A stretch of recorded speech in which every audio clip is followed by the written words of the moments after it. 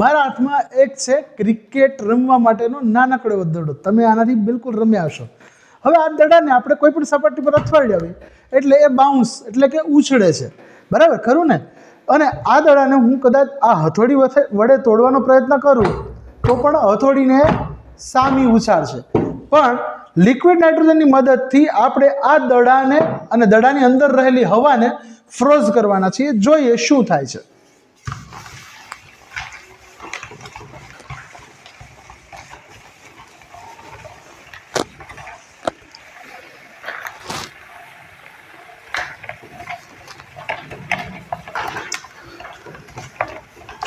જોઈએ શું ઘટના બને છે, દડા ઉપર શું પ્રતિક્રિયા થાય છે. આપણે બરાબર વ્યવસ્થિત રીતે લિક્વિડ નાઇટ્રોજનમાં તમે જોઈ શકો છો કે આપણે એને ડૂબાડી અને બધી સાઈડથી ભીંજવવાનો પ્રયત્ન કરીએ છીએ.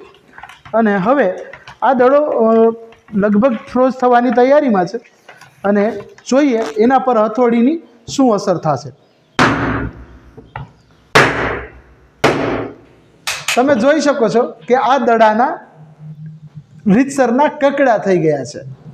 મિત્રો, દડાની અંદર રહેલી હવા ફ્રોઝ થઈ ગઈ, જામી ગઈ, જેથી એનું કદ ઘટ્યું અને પરિણામે અંદર વેક્યુમ ક્રિએટ થયું. એ વેક્યુમના લીધે જ્યારે આપણે આ અથડાવ્યું ત્યારે આ બહુ સરળતાથી તૂટી ગયો હતો.